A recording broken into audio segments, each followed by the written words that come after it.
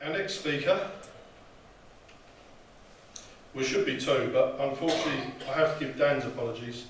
He's actually pretty sick at the moment. It's possibly sepsis. He may well end up in hospital today, we don't know yet. So I've removed the introduction slide for Dan, and Ian's going to run with the whole event. Many of you now know Ian. He's presented for us a number of times. He is the Organisational Development Marketing Communications Manager within UKRO. He's a retired fire officer after serving 34 years within South Wales Rescue Service.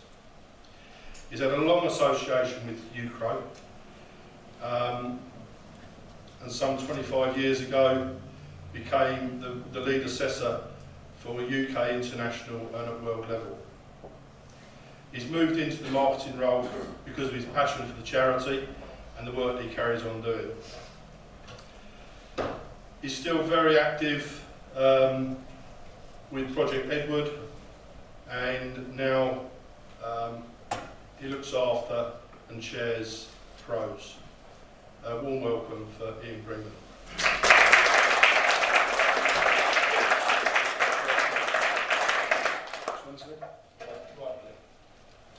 Thanks, Derek, for your kind words. Good afternoon, ladies and gentlemen.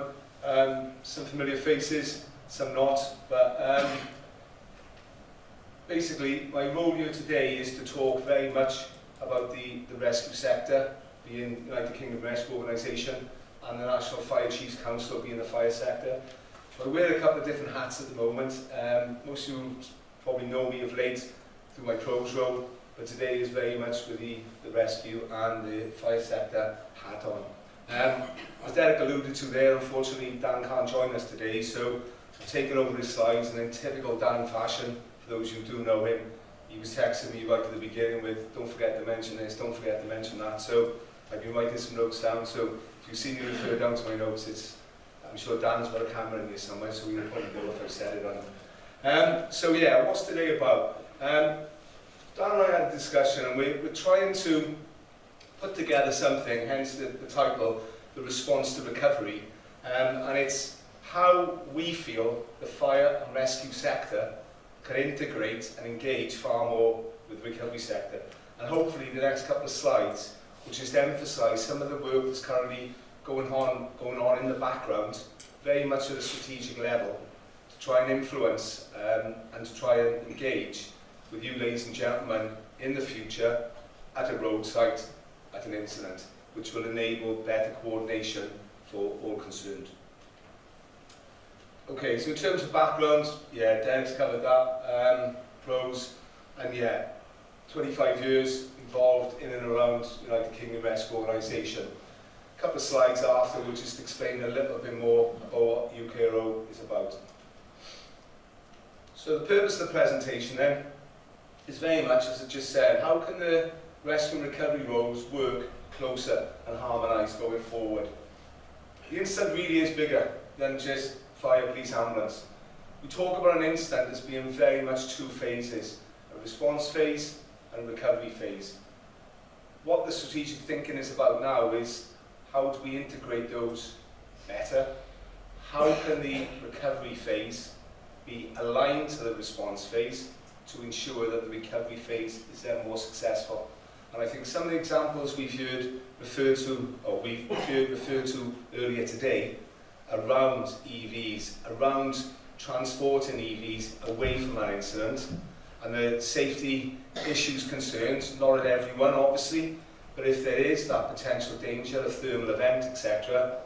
Ironically, at last year's PROFCon event, we talked about a case study of where a vehicle or several vehicles had to be removed from the motorway at the scene of an incident involving EVs, and how they had to be conveyed across four local authority areas to a place of safety.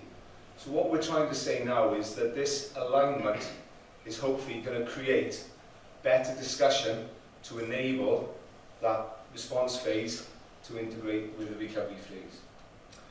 National highways, VROs, have a pivotal role to play in this for obvious reasons. And the terminology that's being used loosely at the moment is the concept of that virtuous circle. So it's not just those two distinct phases where, oh, we now need to call the recovery operators in, this is what we want you to do. So the phraseology that's being used, as I say, at the top table, as it were, is around and centred on the concept of the virtuous circle. Okay, so in terms of progress to date then, in terms of what the UKRO was trying to bring to this party, being the strategic partners coming together, memorandum of understanding, etc., is trying to bring that updated position regularly on EVs. What's happening? What's happening in around us? What's the best way to try and deal with an EV? What does the fire sector do? Etc., etc. So that's what UKRO tries to bring to these sort of environments. Talk just now about the post-incident transfer of damaged and potential thermal event vehicles. That engagement needs to be better. What I've said for several years now is an urge to VROs in particular to engage with your local fire and rescue service. Go to the local fire station, ask, speak to people, ask can you be party to the training they do? What's the databases they use? What's their training based on? And it's something I'm going to mention right at the end from a UKRO perspective, is a database, a portal that we really want to extend and open out to yourselves. And I'll come on to that in a moment. But agency engagement, yeah, as Bob Hoskins once said, for those who are in the room to remember him, BT, it's good to talk. People really do need to talk. It's not a them and us. And again, you know, I know there's police colleagues in the room, no ambulance, but again, emergency services, they're not that enemy. They're not those elitist people who won't talk to you, won't engage with you. They want to share information. Knowledge is key. Yeah. There needs to be a consistent approach. And again, it's just really emphasising to you, I've used the word several times already today, strategic support. And that is there from National Police Chiefs Council, National Fire Chiefs Council, government agencies, national highways, you name it, it is there. Working together, some of you may be aware of this document. It's a strategic document which has been worked on in the past and developed. That's currently under review, and the strategic partners involved, and hot off the press, this was off Dan this morning, is to say that it's being reviewed with a recommendation that Prof and PROSE are considered within this agreement. So again, that's the document that's out there, being reviewed. So again, it is relevant to this topic. At an instant, again, a very busy slide. I'll just basically summarise it for you. Police have used it for many years, decision-making model. Fire and Rescue Service are now engaged with it, and a further acronym to share with you is something called JESIP. I don't know if you've heard of it, but it's Joint Emergency Services Interoperability Programme. And what that's based on is that at a scene of any operational instance, particularly as an RTC, or a fire involving vehicles, etc., JESIP is the principle that is applied. And basically what it's saying is, bring police, bring ambulance, bring fire together over a bonnet of a car or near an incident or whatever may be appropriate, and talk the same language. Don't have these acronyms which no one knows what they're about. Talk the same lingo, talk the same language. And joint decision-making process is clearly understood by all. JESIP principles are understood by all. And I think the intention now is for recovery operators to be made aware of what's going on, and when you see at the scene of an incident, the services coming together, having those discussions, this is what they're based on.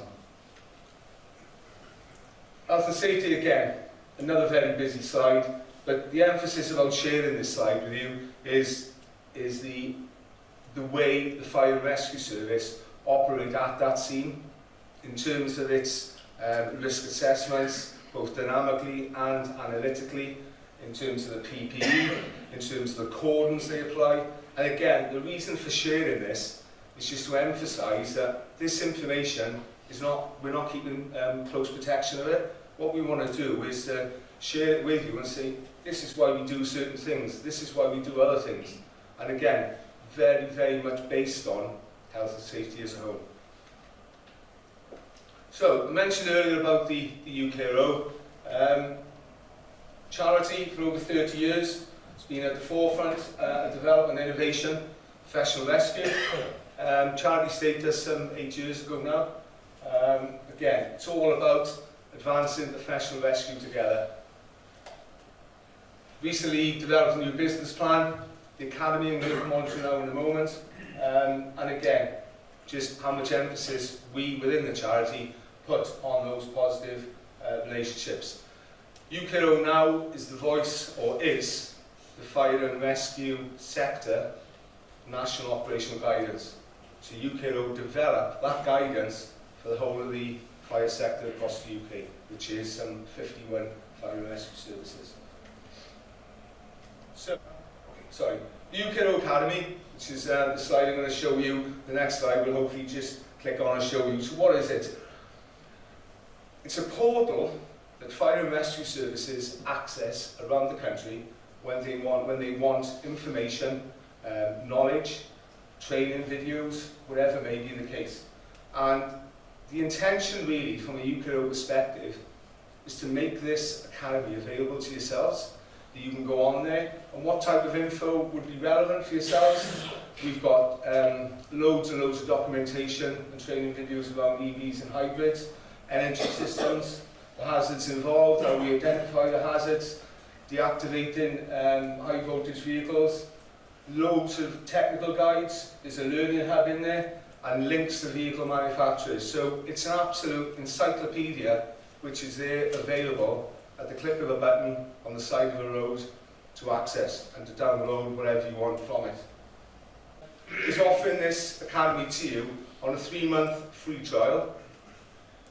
With what we'd like to do is, if the interest is there from your sector, we'd like to set up a dedicated link on that portal to ensure that the recovery industry go just to the respective part where with the training videos, the information which is relevant to your sector.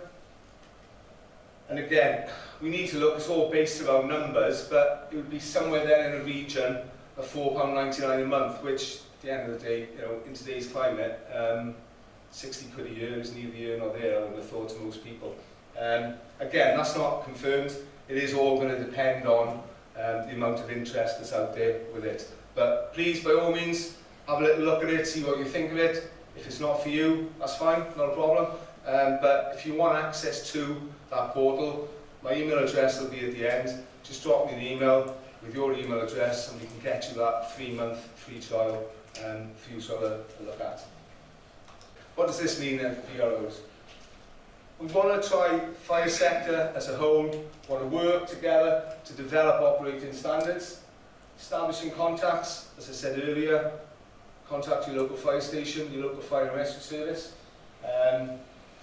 Establishing opportunities to work more closely together within the response phase of the rescue, making the best use of skills, capabilities that you guys and girls can bring to the scene. You have a significant amount of information, knowledge, professionalism, expertise, and so on you can bring to the roadside. And basically then, longer term, integrating the recovery industry into incident learning, training, exercising. That National Rescue Challenge is an event held every year by the UKRO in September. It'd be great to see people turn up to that, have a little look at fire and rescue services portraying their skills, showing their professionalism, what they do at the side of the road. This year that's going to be in Portsmouth at the end of September 24. So again, if any of you are from that area, come and have a look, sort of check us out, see what we do, and it's just all part of that information sharing really. And probably the last thing I want to mention, obviously details are up there, is that Dan wanted me to really emphasise that there's a new national memorandum of understanding which is now being considered to involve VROs into that response phase. So it's not just me saying this is our intention. So a national MOU is being considered by strategic professional partners literally as we speak. So Thank you for your time.